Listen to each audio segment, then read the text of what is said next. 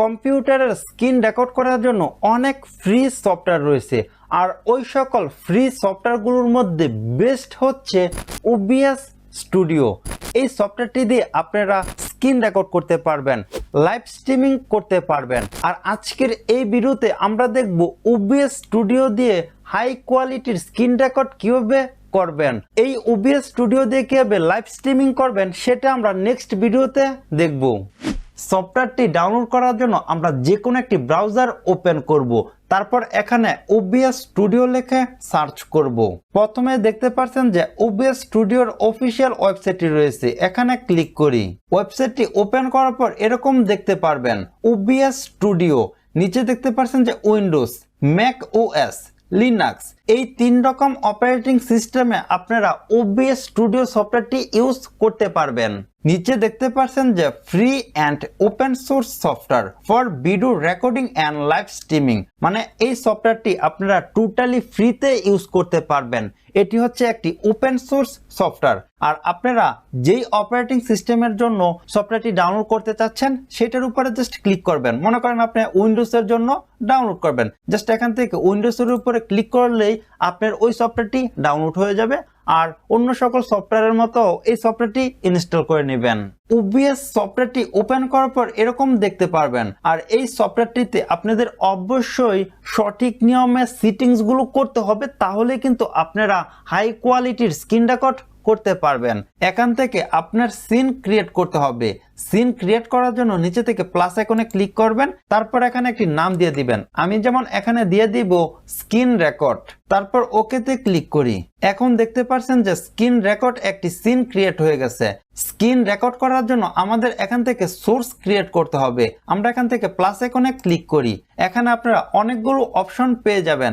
আর screen record করার জন্য আপনারা দুই টাইপের অপশন পাবেন। একটি হচ্ছে যে আপনার মনিটরে যা কাজ করছেন সবকিছু রেকর্ড হবে। আরেকটি হচ্ছে যে আপনি যে কোনো নির্দিষ্ট সফটওয়্যারকে সিলেক্ট করে দিতে পারেন, এতে জাস্ট ওই সফটওয়্যারের মধ্যে আপনি যা কাজ করবেন জাস্ট ওইটাই রেকর্ড হবে। এখানে দেখতে পাচ্ছেন যে ডিসপ্লে ক্যাপচার, এখানে ক্লিক করি। তারপর এখানে আমি টাইপ করে দিব ফুল ডিসপ্লে। নিচে থেকে ওকেতে ক্লিক করি। ক্যাপচার মেথড এখান থেকে অটোমেটিক রেখে দিবেন। তারপর হচ্ছে ডিসপ্লে, এখানে ক্লিক করি। এখানে আপনার সকল ডিসপ্লেগুলো শো করবে। এখানে আমার একটি মনিটর রয়েছে আর একটি ল্যাপটপ রয়েছে। এখানে দেখতে পাচ্ছেন যে প্রাইমারি মনিটর, এটা হচ্ছে আমার ল্যাপটপ। আরেকটি হচ্ছে রিডমি 27 ইঞ্চির একটা মনিটর 2K, ওইটা হচ্ছে এটা। আমি আমার ল্যাপটপের যে স্ক্রিনটা রয়েছে ওইটা আমি রেকর্ড করব, সেজন্য আমি এখান থেকে প্রাইমারি মনিটরটা সিলেক্ট করে দিব। তারপর এখান থেকে ওকেতে ক্লিক করি। এখন আমি আমার এই ল্যাপটপের স্ক্রিনে যে সকল কাজ করব সবকিছু রেকর্ড হয়ে যাবে। আমি আবার সোর্স থেকে প্লাস আইকনে ক্লিক করি। এখানে দেখতে পাচ্ছেন যে উইন্ডো ক্যাপচার, এখান থেকে আপনারা যে কোনো একটি নির্দিষ্ট সফটওয়্যার সিলেক্ট করে দিতে পারেন। আর ওই সফটওয়্যারে আপনি যে কাজগুলো করবেন জাস্ট ওইটুকুই রেকর্ড হবে। আমি জাস্ট এখানে ক্লিক করি। তারপর এখানে আমি এটা নাম দিয়ে দিব জাস্ট ফটোশপ, মানে আমি ফটোশপে যা করব জাস্ট ওইগুলো আমি রেকর্ড করব। তারপর এখান থেকে ওকেতে ক্লিক করি।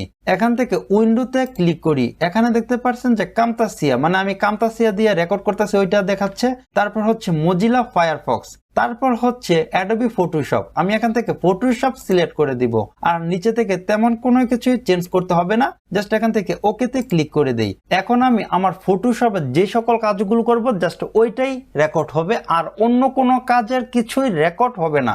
আমি এখন চাচ্ছি যে আমার ল্যাপটপে আমি যে সকল কাজগুলো করছি সবকিছু রেকর্ড হয়ে যাতে, সেজন্য আমি এখান থেকে এটা হাইড করে দিব। ওকে, ফটোশপটা হাইড করে দিয়েছি, জাস্ট ফুল ডিসপ্লে এটাই আমি অন করে রেখে দিয়েছি। তারপর হচ্ছে অডিও মিক্সার, এটা নিয়ে একটু পরে কথা বলি। তার আগে আমরা ভিডিও সেটিংস গুলো দেখে নেই। আমরা এখান থেকে সেটিংসে ক্লিক করি। এখান থেকে আউটপুটে ক্লিক করি। আউটপুট মোড, এখানে আপনারা দুই টাইপের মোড পাবেন, একটি হচ্ছে সিম্পল আর একটি হচ্ছে অ্যাডভান্স। আমরা প্রথমে সিম্পল নিয়ে কথা বলি। জাস্ট এখান থেকে সিম্পল সিলেক্ট করে দেই। আমরা এখান থেকে রেকর্ডিং অপশনে চলে আসি। এখানে দেখতে পাচ্ছেন যে রেকর্ডিং পাথ, এটা হচ্ছে যে আপনি কোন জায়গায় আপনার ভিডিওটা সেভ করতে চাচ্ছেন ওইটা সিলেক্ট করে দিবেন। আমি জাস্ট এখান থেকে ব্রাউজে ক্লিক করি, আমি এখান থেকে একটি নিউ ফোল্ডার ক্রিয়েট করি, এই নিউ ফোল্ডারটা সিলেক্ট করে দেই, just select folder, recording quality এখানে ক্লিক করি। এখানে আপনারা 4 রকমের কোয়ালিটি পেয়ে যাবেন। একটি হচ্ছে সেম অ্যাজ স্ট্রিম, মানে আপনার ট্রিমিং করার জন্য যেই সেটিং গুলো আছে ওইটা আপনি এখান থেকে সিলেক্ট করতে পারেন। তারপর হচ্ছে high quality medium file size, এটা হচ্ছে বলা যায় যে একদম লো কোয়ালিটি, মানে যেটাতে হাই লেখা এটা হচ্ছে লো কোয়ালিটি। তারপর হচ্ছে ইনডিস্টিংগুইশেবল কোয়ালিটি লার্জ ফাইল সাইজ, এটা হচ্ছে মিডিয়াম, বলা যায় যে মিডিয়াম বা হাই বলতে পারেন।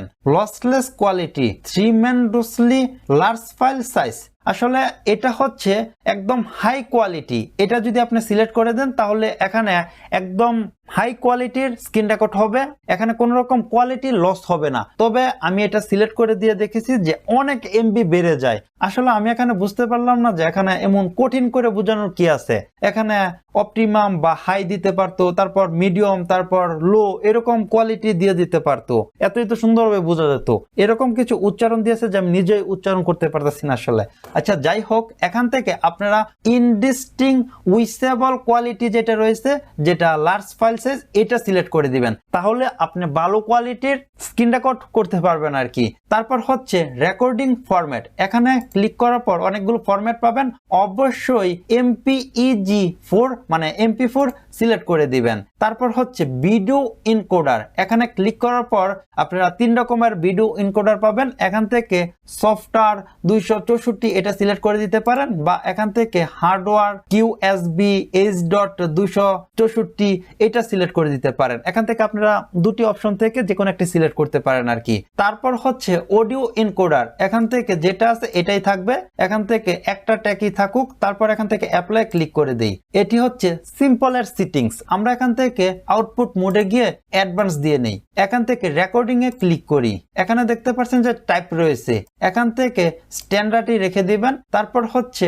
রেকর্ডিং সেটিংস, এখান থেকে রেকর্ডিং পাথ আগের মতো করে আপনার লোকেশনটা সেট করে দিবেন যে আপনি কোন জায়গায় আপনার ভিডিওগুলো সেভ করতে চাচ্ছেন আর কি।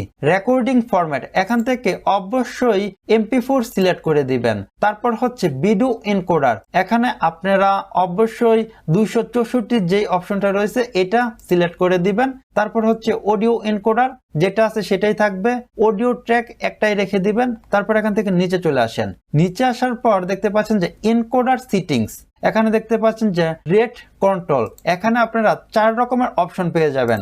একবার এক একটা অপশন দিয়ে বিট রেট কমিয়ে বাড়িয়ে আমি সবভাবে দেখেছি যে যেই 4টি অপশন রয়েছে প্রায় সেম কোয়ালিটির ভিডিও রেকর্ড হয় আর কি। আমি এখান থেকে বলবো যে আপনারা এত কিছু ভাবার দরকার নাই, জাস্ট এখান থেকে সিবিআর যেটা প্রথম রয়েছে এটাই সিলেক্ট করে দিবেন। আর তারপর হচ্ছে বিট রেটটা একটু বাড়িয়ে দিবেন, এখানে 2500 মতো আছে, আপনি মিনিমাম 4000 বা 5000 দিয়ে দিবেন। আমি জাস্ট এখান থেকে 4500 দিয়ে দিলাম।